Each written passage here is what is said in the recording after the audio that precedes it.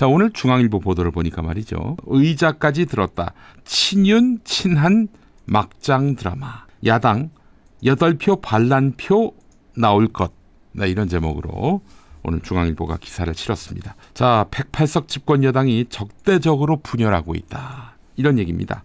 치고받는 친윤계와 친한계의 다툼은, 친윤석열계와 친한동훈계의 다툼은 이미 일상이 됐는데, 지난 15일 그제 충남 지역 합동연설회의에서 벌어진 볼성 사나운 6탄전은 일과적인 해프닝이 아니란 얘기예요.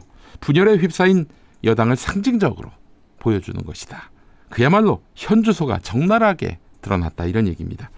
하지만 친윤석열, 친한동훈 어느 쪽도 순순히 물러날 기세가 아닙니다. 사실 이렇게 윤석열이가 큰 소리치고 힘자랑할 때는 그 대통령이 아닌 정당 대표라 할지라도 음매 기주고 하는 것이 이제 상식인데, 절대 한동훈이 물러서지 않고 있어요. 이 점이 굉장히 뷰 포인트입니다. 댓글팀 얘기도 나왔고요, 당무 개입 얘기도 나왔고, 사적 공천 이런 얘기까지 다 나왔어요. 이 원희룡 입에서 나온 거지만 실제로는 용산 대통령실이 공격하는 거다라고 한동훈이 생각하겠습니까? 안 하겠습니까? 예. 자, 이 틈을 노리고 지금 거대 야당은 최혜병 특검법에서 윤석열이 거부권 행사했잖아요. 그래서 이제 국회로 돌아온 상황인데, 재의결을 할 때 8표 이상의 이탈표는 나오지 않을까 기대하고 있는 것 같습니다. 현재 친윤석열계는 권성동, 권영세, 윤재옥, 박대출, 윤한홍, 이만희, 이철규, 정점식 대부분 다 이제 몇 사람 빼고 영남을 지역 기반으로 하는 사람들인데, 혹은 당선되기 좋은 강원도 지역 이런데, 혹은 수도권이라 할지라도 부자 동네에 사는 사람들, 이런 사람들이 바로 친윤계입니다. 주로 이제 기득권 세력들이죠. 예. 자, 이들을 중심으로 지금 스크럼을 짰어요. 친윤계가. 친한동훈계는 누가 있느냐? 김형동, 박정하, 배현진, 장동혁, 고동진, 김상욱, 박정훈, 진종호. 이 진씨 아니에요. 처가도 진씨잖아요.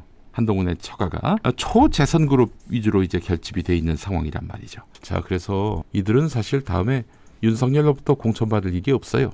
그리고 초재선이기 때문에 사실 윤석열이가 자리로 유인하기에는 좀 경력이 얕아요. 그렇기 때문에 사고를 좀 자유롭게 할 수 있다는 점이 특징인데, 자, 결정적으로 지금 이 친한과 친윤의 다툼은 미래 권력과 현재 권력의 다툼이라고 보시면 됩니다. 최창렬 용인대 교수도 그런 말을 했네요. 아직 윤석열 대통령의 임기 반환점이 돌지 않았는데 현재 권력과 미래 권력 이렇게 나뉘어서 충돌하는 것은 대단히 이례적이다. 네, 이례적이죠.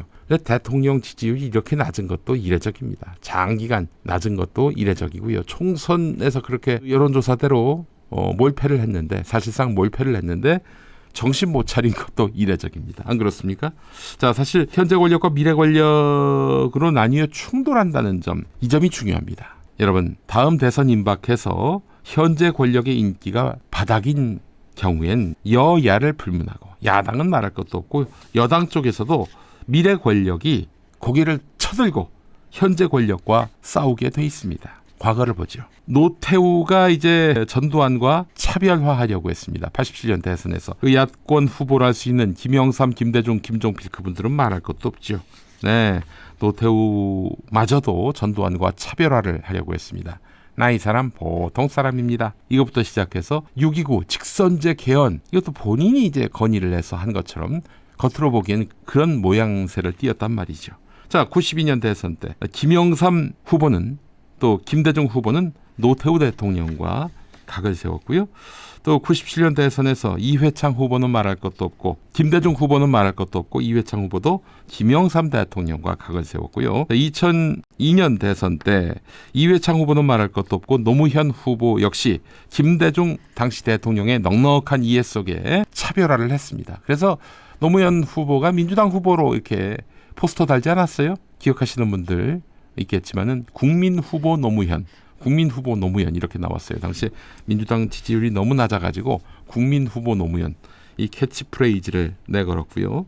자, 그리고 2007년 대선 때 이명박은 말할 것도 없고, 여당 후보인 정동영 후보도 노무현 대통령과 각을 세웠고, 그리고 2012년 대선 때는 문재인 후보는 말할 것도 없고, 박근혜 후보가 사실 이명박과 더 관계가 나쁜 걸로 정평이 나 있었잖아요. 그 박근혜도 이명박과 차별화를 했었고 탄핵 이후 시점이죠. 2007년 대선에서는 뭐 당연히 문재인, 홍준표 다 박근혜 전 대통령과 각을 세웠습니다. 그리고 2022년 대선 야당 후보인 윤석열 후보가 문재인 대통령과 각을 세웠습니다. 자기를 문재인 정부 4년 동안 검찰 요직에 앉혔던 그 대통령에게 배신하면서 그렇게 야당 후보가 돼가지고 문 대통령을 겨냥했어요. 그런데 여당 후보였던 이재명 후보는 안 그랬습니다. 여러분, 이재명 후보가 문재인 대통령과 차별화한 거 보셨어요? 한 번도 없었습니다. 그 이유가 있었습니다. 무엇보다도 여권 내에서 자기를 싫어하는 사람들이 많았고요. 또 싫어하는 이유 중에 상당수가 2017년 대선 때 성남시장으로서 그 당내 경선에 참여했다가 당시 문재인 후보를 대차게 공격했잖아요. 그것 때문에 자기를 싫어하는 사람들이 많아서 이재명 후보는 문재인 대통령과 차별화를 하지 않았습니다. 또 문재인 대통령 지지율이 40%대였어요. 매우 높았단 말이죠. 그래서 이렇게 문 대통령과 차별화하지 않았다가 문 대통령 정부에 대해서 심판하겠다 하는 사람들의 하여튼 여당에 대한 반발심 이걸 고스란히 다 안다 보니까 떨어졌죠. 여러분 40% 지지율이라 하더라도 그 나머지는 50%에서 60%대입니다. 예, 반대파 여론도 끌어안아야 되는데 이재명 후보는 그렇게 하지 못했습니다. 도리어 문재인 대통령이 이재명 후보와 차별화를 했죠. 안 그렇습니까? 그래서 망했습니다, 여러분. 저는 사실 그 당시 기억하시겠습니다마는 문재인 정부를 강력하게 비판했습니다. 왜냐? 그래야 이기거든요. 김용민이 혼자 떠든다고 뭐가 달라지겠습니까마는 하여튼 어떻게든 이기는 선거가 되도록 하기 위해서 문 대통령과 선을 그으려고 했어요. 여러분 얼마나 큰 패착이었습니까? 문재인 대통령과 차별화하지 않은 게 말이죠.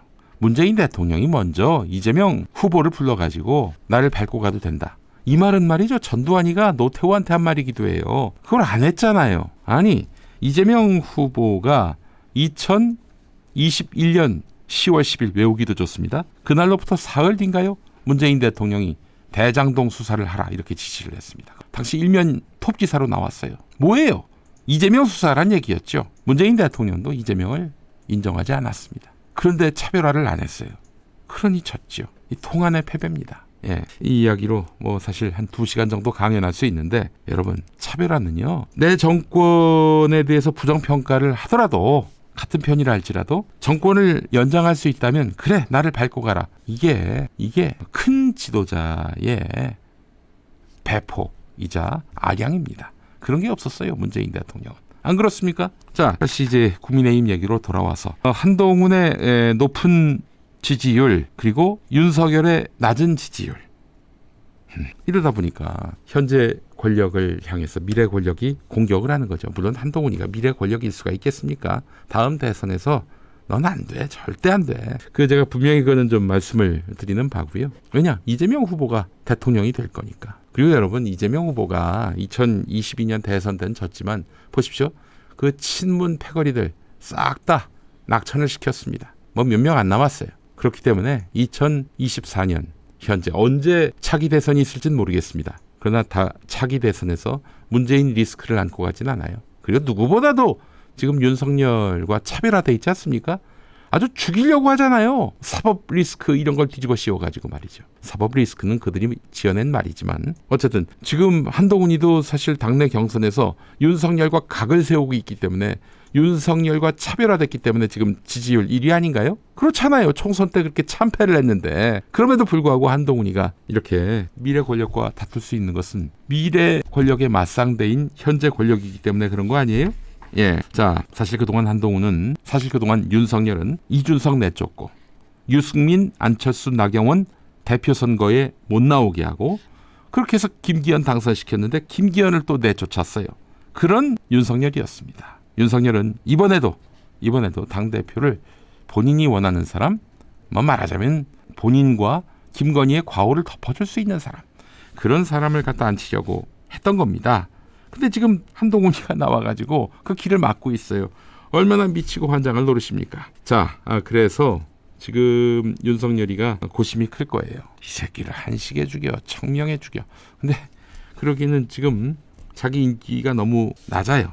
예, 이런 가운데 지금 국세청장과 경찰청장이 지금 교체 중이고 이원석 검찰총장 임기도 다 되고 있습니다. 자, 이런 마당에 사정기관, 주요 사정기관의 인사가 남아있는 마당에 윤석열이가 지금 나중에 자기 사람을 갖다 앉히지 않겠어요? 그리고 한동훈을 어떻게 요리할지 이것도 주목됩니다만.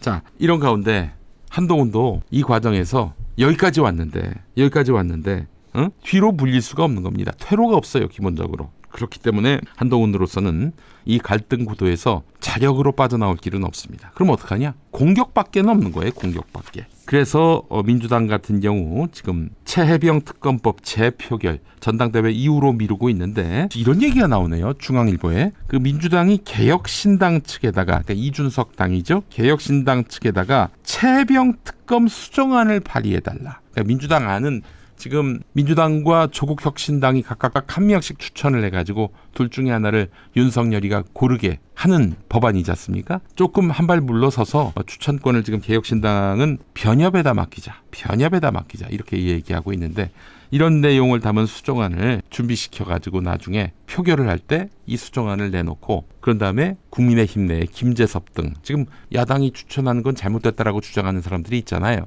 그런 사람들로 하여금 마음을 돌이켜서 찬성표를 던지도록, 그래서 8표 이상 표를 던지도록 그렇게 머리를 쓰고 있다, 이런 얘기가 지금 나오고 있어요.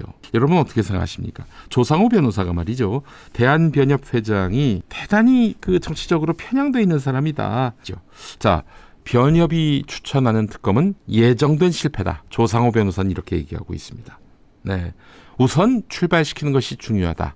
개문발차가 우선이다. 이런 해괴한 논리로 하나만한 최혜병 특검이 돼서는 안 된다라는 이런 지적도 있습니다. 여러분들, 저는 여기에 동의합니다. 민주당이 어떻게든 관철을 해야 한다. 민주당 추천에 잘할 수 있는 특검을 내세워야 한다. 그런 거 아닙니까? 세월호 특검도 있었어요, 여러분. 근데 하나만한 특검이 됐잖아요. 문재인 정부 휘하에 수박 지도부의 민주당에서 아무것도 못했습니다. 아무것도 못했어요. 예. 자, 민주당이 그래서 일단 여당에서 8표를 이탈시켜야 할 필요가 있기 때문에 이런 개혁신당으로 하여금 수정안을 발의해달라고 요구한 것이 사실이라면 실망스러운 일이 아닐 수가 없습니다. 자, 어쨌든 최혜병 특검법과 관련해서 이렇게 친한과 친윤이 갈라져 있는 상황이란 말이죠. 저는 민주당 아니라도 이 갈등의 어떤 양상이나 앞으로의 전개 상황에 따라서는 민주당 안도 국민의힘에서 8표 이상 나올 수 있을 수 있겠다 하는 그런 생각을 해보게 됩니다. 예. 자, 일단 특검으로 가면은 윤석열은 끝나는 거죠. 제대로 된 특검으로 간다면 말입니다. 예. 걔네들도 부담이 되니까 민주당 안에 특검 법안에 대해서 부담을 느끼는 것 같은데요.